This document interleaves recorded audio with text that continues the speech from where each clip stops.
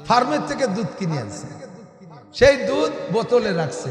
আজকে বোতল ফ্রিজের থেকে নামাইছে, নিচে একটুক জমা, উপরে একটুক জমা, মাঝখানে পুরো বোতল আর নিজের পানি, অজু হয় এরম পানি।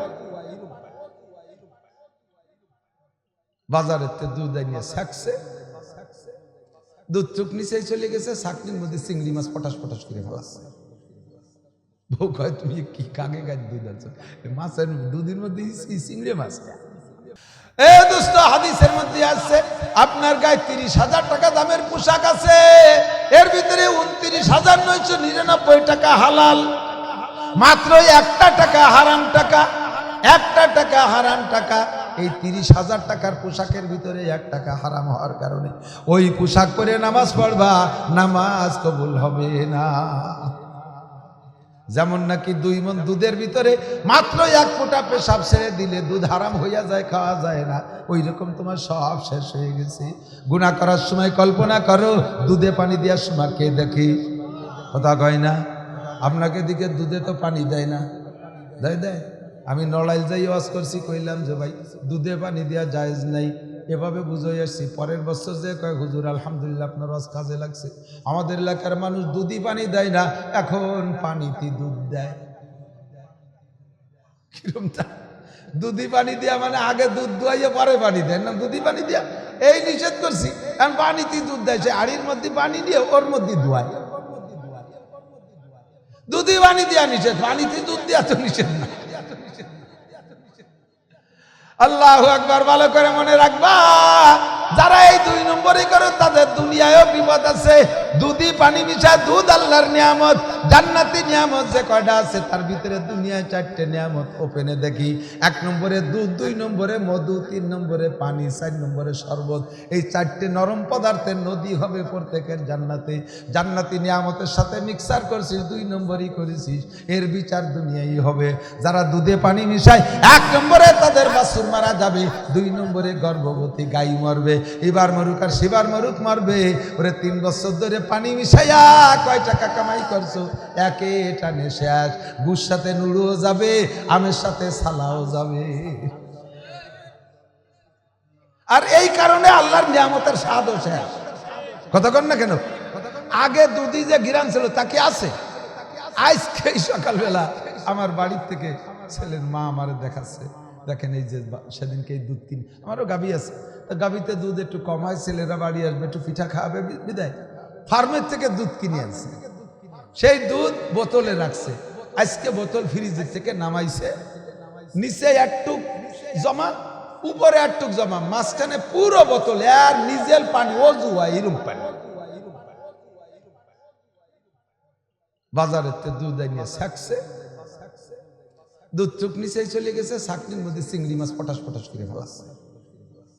বউ কয় তুমি কি কাকে গাছ দুধ আনছো, মাছের দুধের মধ্যে চিংড়ি মাছ এখন গাছ যেহেতু বাংলাদেশি গাছ নির্ময়। পরের দিন যাই দুধ আলারে দেয় শয়তান, তো দুধের মধ্যে ইসে মাছ কে কাকা, ওই গাই বিলির মধ্যে বাঁধতে দিয়েছিলাম, হয়তো গাছের সাথে মাছ খেয়ে ফেলাইছে, খাইছে তাই বলি কি আস্তে তাজাই বেরোই গেছে। বাটপার ওমাকারু ওমাকার আল্লাহ আল্লাহু খায়রুল মাকিরিন। চালাকি করে সব চালাকের সৃষ্টিকর্তা কে? আরে আমের সাথে সালাও যাবে, এটা কথা আছে না? আমাদের ওই দিকের বাংলাকে গুড় সাথে নুড়ো যাবে, নুড়ো চেনে? মহিলা ছোট পোলা পানটা মাটিতে পায়খানা করে ঘরের ভিতরে, মহিলারা খড় দিয়ে ফেসাই ফেলায় না, ওরে কি কয়? নুড়াই তো কয়। নতুন খেয়ার পালাইতে চাই নিয়ে নিয়ে মুড়াইয়ে ময়লা টুক ফেলাই দিয়ে খেয়ার কয়টা কে নিয়ে আবার গড়ার মধ্যে দেয় নাকি? ও গুড় সাথে নুড়ো ফিকে ফেলাই দেওয়া লাগে, ঠিক না? এই দুধে পানি মিশাইছিস, ওই পানির সাথে তোর বাছুরও ফিকে ফেলানো লাগবে, তোর গাইও ছিল। আল্লাহর নিয়ামতের সাথে 2 নম্বরই করেছে। খলিফাতুল মুসলিমিন হযরত ওমর ইবনে খাত্তাব রাদিয়াল্লাহু তাআলা আনহুর সময়, উনি তো প্রেসিডেন্ট, আমাদের প্রেসিডেন্টের মতো না, এত সাইডে সুইডে কত কায়দায় ভোট দিছি, 5টা বছরের মধ্যেই নেতারা দেখতে পারি না। আবার আল্লাহ বছর 2 বছরের সময় সে আমাকে সাক্ষাৎ করে সালাম কালাম করে চলে যাবেন। উনি থাকেন ঢাকা। হযরত ওমর কট্টক দেশের রাজা, গোপালগঞ্জের সময় একটুক দেশের রাজা, 2,40,00,000 বর্গ মাইল রাষ্ট্র ছিল তার আয়তন। এত বড় দেশের রাজা, এত বড় দেশের রাজা হইলে তার পায়ের নিচে মাটি থাকে, আকাশে উঠে থাকে। এ লোকটা কত বিলাসিতায় ঘুমাবে, রাতের বেলা একা একা, কেউ রে না নিয়ে লুঙ্গি একটা পইরিয়া, গান গেঞ্জি একটা গাই দিয়ে, গান ছদ্মবেশে, বাবরি চুল আর আইলো জাইলো করে, যাতে কেউ চিনতে না পারে। একেবারে সাধারণ পাবলিক হয়ে মাঝে মাঝে উম্মতের পরিদর্শনে বেরোইছে রাতের বেলা। যাইতে যাইতে যাইতে দূরে যে বিলির ভিতরে মানে ফাঁকা জায়গা যায়, দেখে যে ওই পাহাড়ের পাদদেশে ছোট্ট একটা ঝুপড়ি ঘর, দূরের থেকে টিপ টিপ করে মিটির মিটির আগুন জ্বলতেছে। তো উনি চিন্তা করলেন যে এরকম জায়গা তো কোনো জনবসতি নাই, এখানে কে আগুন জ্বালায়, চোর ডাকাত নাকি? উনি আস্তে আস্তে আস্তে আস্তে একা একা গেছে, যাইয়ে দেখে আল্লাহ আকবার, ছোট্ট একটা ঝুপড়ি ঘর, ছোট কুড়িয়ে ঘর, ওর ভিতরে থেকেই বেড়ার ফাঁক দিয়ে আলো দেখা যাচ্ছে। উনি কাছে গেছে, যাইয়ে আস্তে আস্তে আস্তে আস্তে গুড়ি পায়ে যে ওখানে চোখ লাগাইছে, কান লাগাইছে। তো ভিতরে শোনে যে, ও দেখে চোখ লাগাই দেখতেছে বাতি জ্বালানো আছে, মা আর মেয়ে দুইজন, মেয়েটা যুবতী, মাটা একটু বয়সী। মা আর মেয়ে দুইজনে ওর মধ্যে বসে বসে আর গল্প করতেছে। ইতিমধ্যে মা বলতেছে মেয়েকে যে, মা তুমি তো বাজারে দুধ বিক্রি করবা কালকে, ডেলি তো তুমিই বেছো। মেয়েটা দুধ বিক্রি করে, কয়টা ছাগল আছে ওই দোয়াইয়ে যায়।